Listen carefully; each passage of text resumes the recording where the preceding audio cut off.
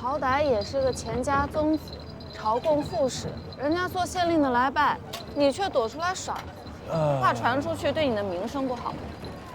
你莫要说话了，快吃吧，这般新鲜滋味，大半年都未曾尝得，你不馋呀？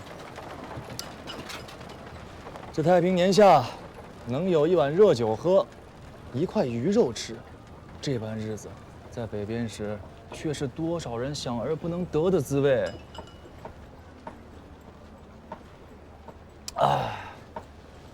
雄才伟略，那是君贵兄长和元朗兄长的事体。二位兄长尽管去争，为天下百姓争得一个太平年景。我本来就是鱼帐子，素来胸无大志，能喝一碗热酒，便心满意足了。在汴梁的时候，人人都说你是个顶天立地、为民请命的大英雄，我却听得一阵阵愣神。那般慷慨激昂、热血模样，私底下惹过我好几回，那却真的是你吗？还是说现在这副被揽模样才是真的你啊？你猜啊？还是家里好。用不着我这个被揽鱼帐子去做什么劳什子的大英雄，去为民请命。二位兄长，冯令公、桑相公，他们心心念念上下正命而不能得的太平年景，我吴越都不用去争。如今就是太平年。哎呦，如今竟是太平年，小哥这是在说笑话吗？嗯，怎么说？吴越如今不太平吗？哎呀，整日里土里求活的人，逼着下了海，风里浪里，拿性命去搏生计。不肯下海的，要么是垫了人家的田，拼命伺候了一整年，也还落不下个保暖；要么是背了山岳社的袋子，利滚利，息上息。却不知道几辈子才能还得清啊！小哥却说是太平年，你这不是说笑吗？休得无礼！没事，坐下。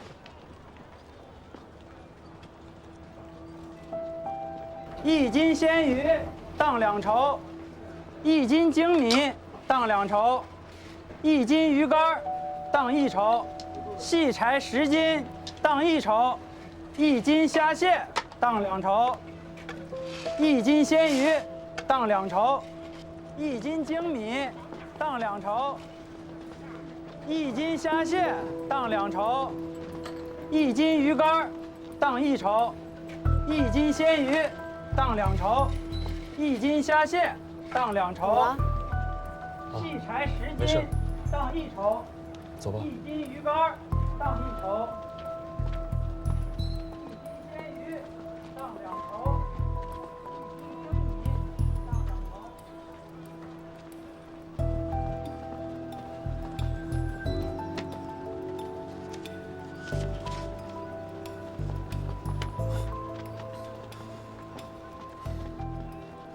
原来是西府来的官人，小人失礼了，官人莫怪。这是在接纳人犯？回官人的话，这是州里下来的闸子，捉拿从逆的贼人。咱们吴越国中也有从逆的贼人。官人有所不知啊，这是前些年在西府坏了事的戴太尉和孙太尉余党，说是不知如何隐匿在了海油镇营田司那边做了主簿。幸好啊，有咱们宁海县的高明府明察秋毫，这才揭穿了身份。连夜逃亡了，如今这县里、州里都下了严令，务必要将他捉拿归案，明正典刑。让开！劳烦了。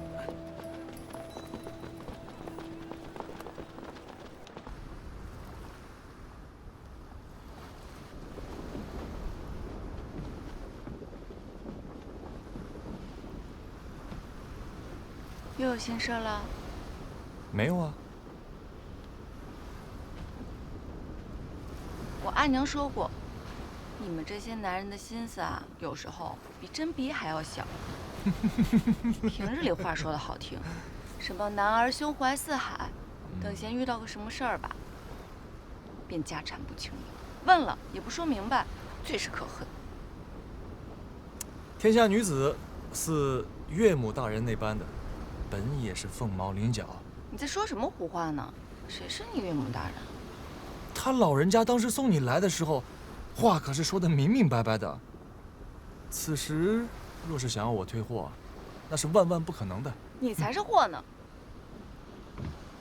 唉，海风吹着最是舒爽，你一个人慢慢享受吧，我先回去歇着了。哎，白日间是有些扫了兴致，却不是为了瑜伽那番话。不是吗？我看他说完话之后，你就神思不属的，我还道是哪句话犯了你的忌讳呢。哪有什么忌讳啊？我生在王侯世家，自幼锦衣玉食。我以为的太平年，和那瑜伽以为的，本来就不是一回事儿。我是有些心思，却不是为了瑜伽那番话，而是为了米价。米价？那米店的伙计手里的竹片，学名唤作米绸。想要去买米的人，需先将财物换成米绸，再拿着米绸去买米。一片米绸能买1升糙米。去岁我们去汴梁之前，杭州鱼米市上，1斤鲜鱼还能买得5升糙米，可如今却只能买得2升了。所以你是因为米价上涨在忧心。可是，这5升米、2升米，这差在哪里呢？差在哪？差出一个太平年吧。当年祖父立国于东南，传下一句遗训：不书于竹册，只传诸子孙。道不过3，东南自安。古过于武，正猛于虎。说的就是米价。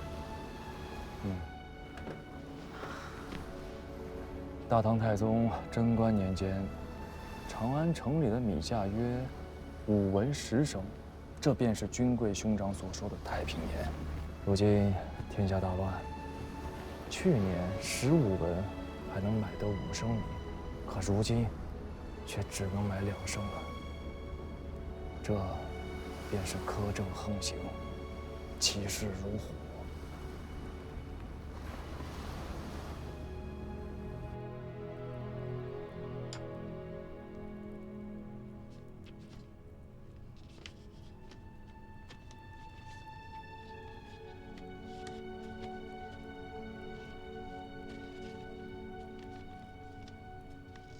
子潘，老师，路上仔细些。学生遵命。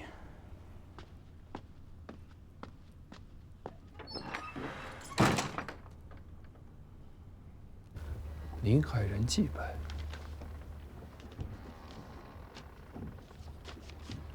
别看了，白纸无字。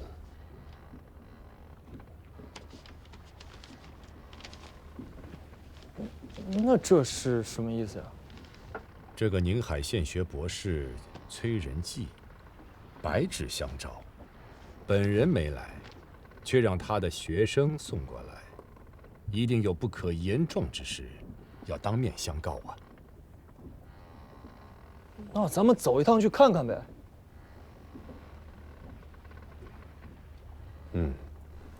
你真的看清楚了，里面只有一张白纸。卑职看得明白，那封拜书从未封口，里面只有这一张白纸，信封上只有5个字：宁海人祭拜。卑职怕用米汤写了暗文，特意用火烤了烤，信纸和信封之上均无异样。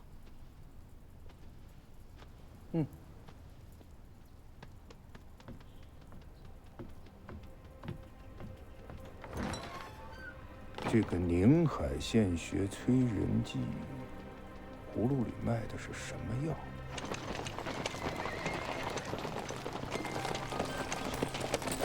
郎君，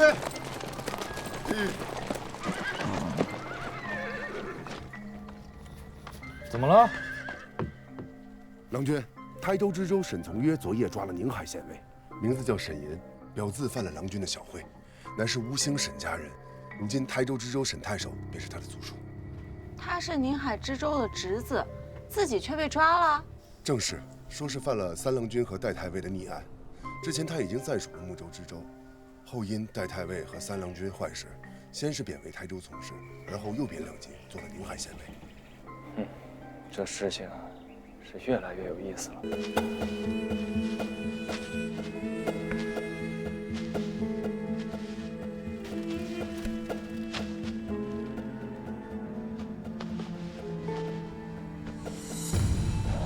还有这个，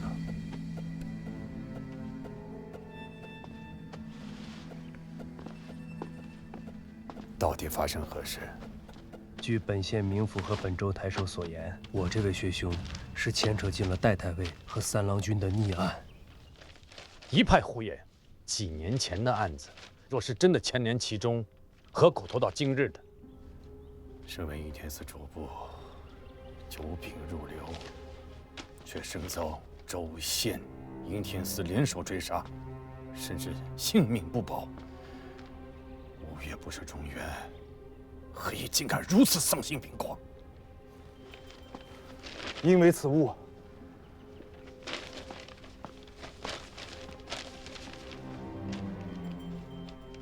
这是秋父纳凉的直器。是。重点在此处。开运4年9月辛卯。9月。可现下是6月啊。纳凉也不过开始了10几日而已，应该落下6月的脚气，可这上面却是9月辛卯。9月辛卯是每岁秋赋征纳的最后期限。这张直器在民间和衙前有个响亮的称号，唤作“先征后凉”。先征后凉？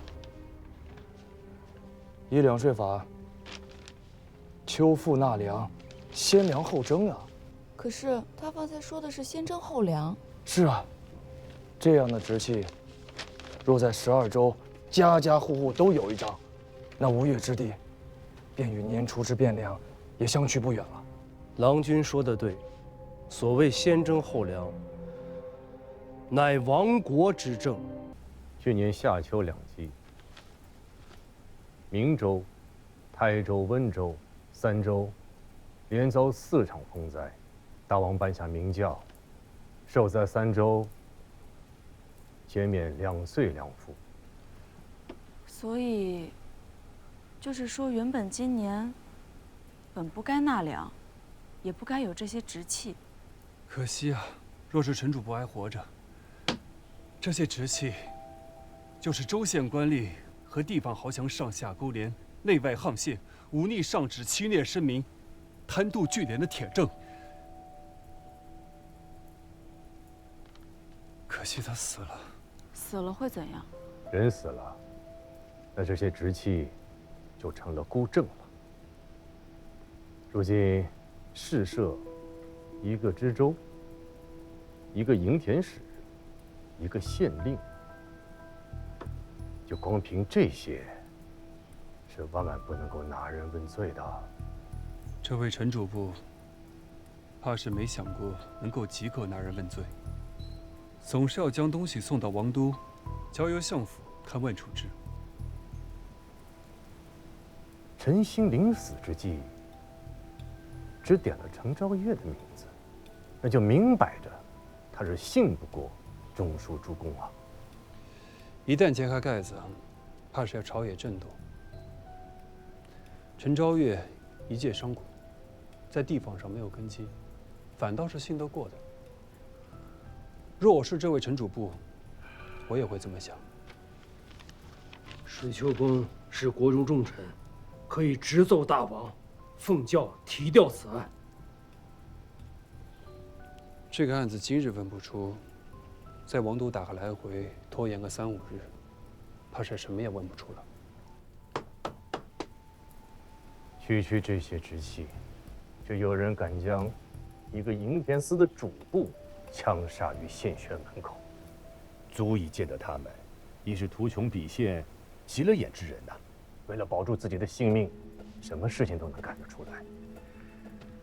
有这么3、5日的缓冲，再有什么样的首尾，也都被他们收拾得干干净净了。怕是到时候，什么也都查不出来了。水丘公的意思是，若今日去查，便能查得出来。今日去查，以神明一样。就凭这区几张直系啊，干涉地方内政，名不正言不顺。你们以贺真旦氏名义发出的文札，对他而言不过是废纸一张。不是死了一个营田司主簿吗？正经的朝廷命官啊，以这个查也不行吗？我问你，那你如何能够证明陈兴之死与周芷的政务相干呢？况且，即便人家是要你去查，你又能够查出什么呢？人家还不让你去查呢，到时候你查不出实据，沈高等人反咬一口，平牌还落人口实。来日，要是大王和相公们还想去查这个案子，就没有了机会了。你我获罪事小，只可惜了那陈主簿送了一条命，撕开了这种。那高旭还在外面候着？在。我们带来200人，留下100，护住学宫，另点齐1都兵马，由你一提提调，随我去城里转上一圈。敢问郎君，此事进城，所谓何事啊？逛街。